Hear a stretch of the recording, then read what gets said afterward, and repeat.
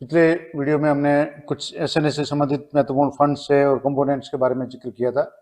अगर आपने वो दो वीडियो नहीं देखे तो वो वीडियो जरूर देखें, जिसमें मैंने बाल समारोह, समुदाय जागृति, अपनी लड़ो, एसडीएमसी एसएमसी प्रशिक्षण, वॉलंटियर ट्रेनिंग, स्पोर्ट्स ग्रांट्स और इसके अलावा यूथ एंड इको क्लब और सीआरसी और इसके अलावा लक्ष्मीबाई है, उसके अलावा वार्षिक उत्सव, बालिका सशक्तिकरण, जीवन कौशल, इसके अलावा मीना मंच और किशोरी मेला और सुरक्षित विद्यालय वातावरण, इससे संबंधित कुछ फंड्स और कंपोनेंट्स के बारे में बात की थी।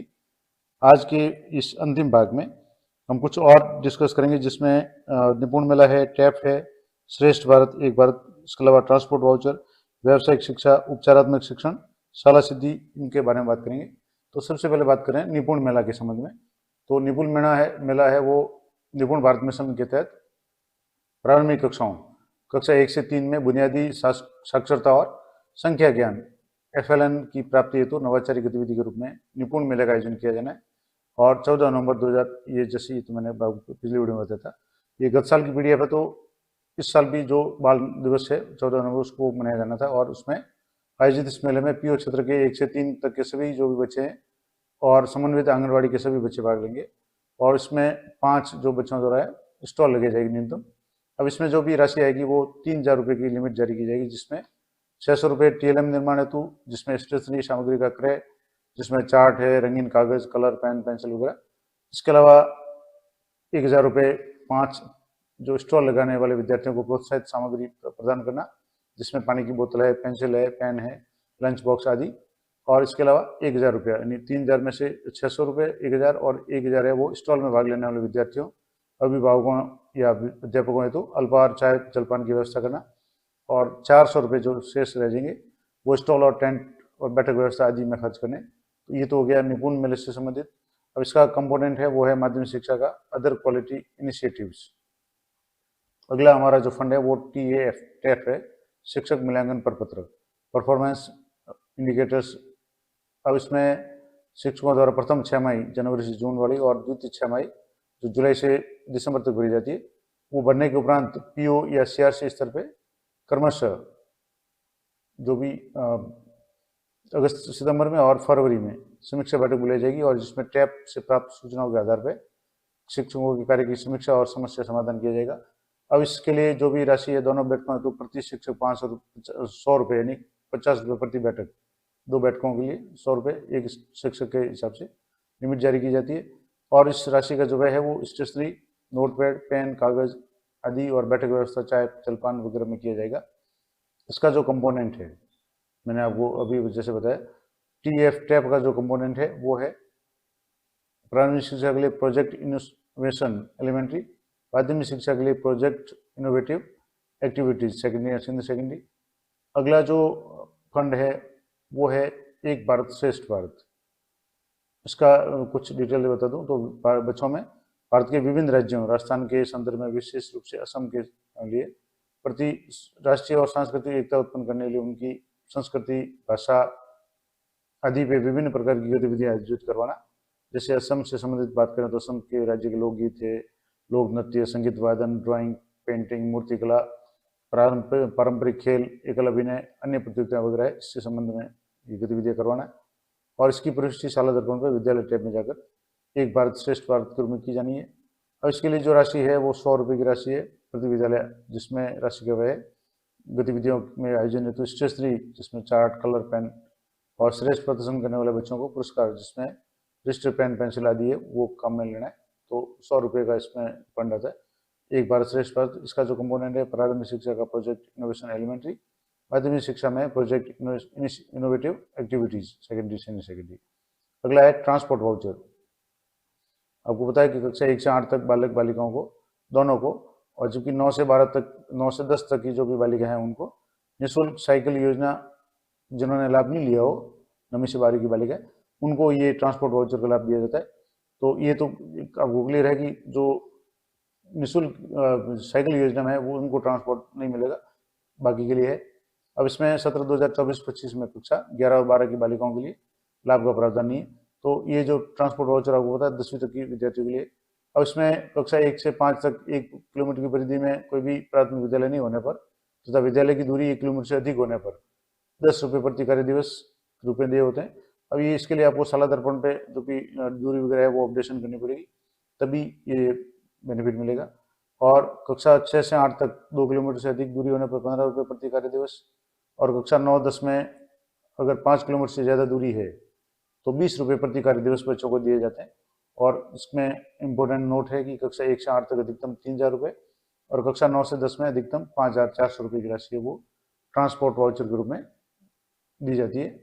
इसका जो कंपोनेंट है प्रारंभिक शिक्षा के लिए ट्रांसपोर्ट एस्कॉर्ट फैसिलिटी एलिमेंट्री, और माध्यमिक शिक्षा के लिए ट्रांसपोर्ट एस्कॉर्ट फैसिलिटी सेकेंडरी। तो ये तो हो गए कुछ फंड्स। अब इसमें एक और इम्पोर्टेंट जो रह गया, ये जैसे ट्रांसपोर्ट वाउचर के बाद में अब जैसे 18 नंबर पे जो रह गया वो है व्यावसायिक शिक्षा एक्सपोजर विजिट।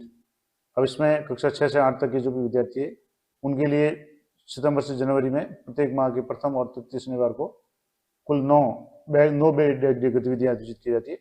9 बैग डे गतिविधियां हैं जिसमें संस्था प्रधान की मॉनिटरिंग में एसके कौशल मित्र पूर्व में निर्धारित शेड्यूल के अनुसार स्थानीय कारीगर या हस्तशिल्प वगैरह विशेषज्ञ वगैरह उनको बुलाना है, और वो उन बच्चों को कुछ न कुछ कला वगैरह सिखाएंगे।